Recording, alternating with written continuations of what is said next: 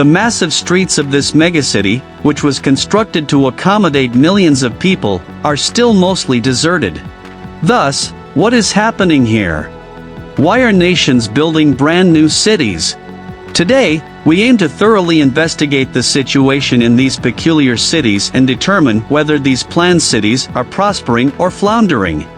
Starting with Naypyidaw, Myanmar's new capital city, was constructed from scratch between 2002 and 2012.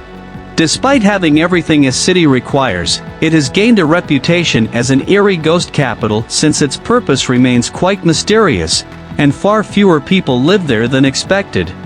The official reason for building Naypyidaw was to alleviate overcrowding in Yangon, the former capital, and create more space for expansion. However, some evidence suggests that the actual motive for building this new city was a strategic military move. The city's construction was kept secret for a long time while around 25 construction companies quietly built it for about $5 billion. Then suddenly, in 2005, the government declared that it would move its headquarters 320 kilometers away from Yangon to this new city that hardly anyone had heard of. Furthermore, the location of Naypyidaw is very remote with poor access to the sea, making it difficult for any enemies to invade the capital.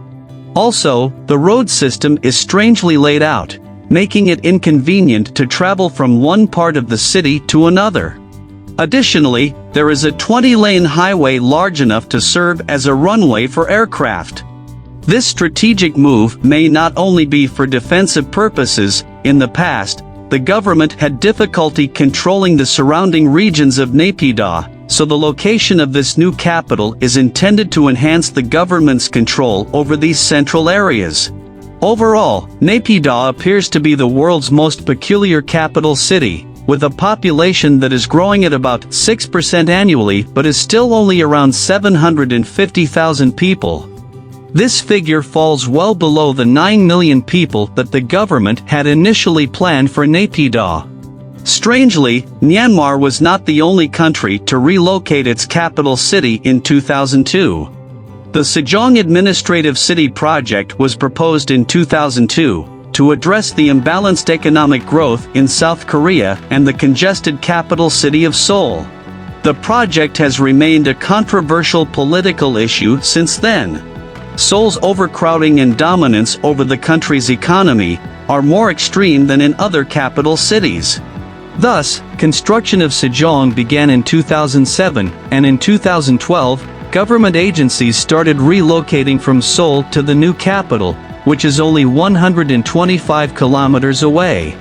Originally, all government agencies were supposed to move by 2012, but almost half of the government ministries still remain in Seoul along with the National Assembly. Sejong is designed to be self-sufficient with ample green spaces and provisions for electric vehicles. It also features smart technology, such as interactive digital signage and automated waste collection.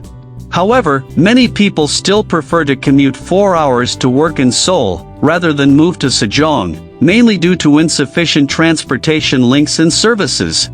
Despite criticisms, Sejong may have a promising future as more institutions and businesses relocate there, and families look for better living conditions outside of Seoul. Sejong's population is currently at 400,000, expected to reach 500,000 by the time it officially becomes South Korea's capital in 2030. However, it remains to be seen whether all government functions can be moved to Sejong in the next 7 years and whether the city can fulfill its ambitious vision. What are your thoughts on constructing these new megacities? Would you consider residing in one of them? Please share your opinions in the comments section below. If you enjoyed this video, leave a like and subscribe to Wonderful Stories. Thank you for watching, and we'll see you in the next video.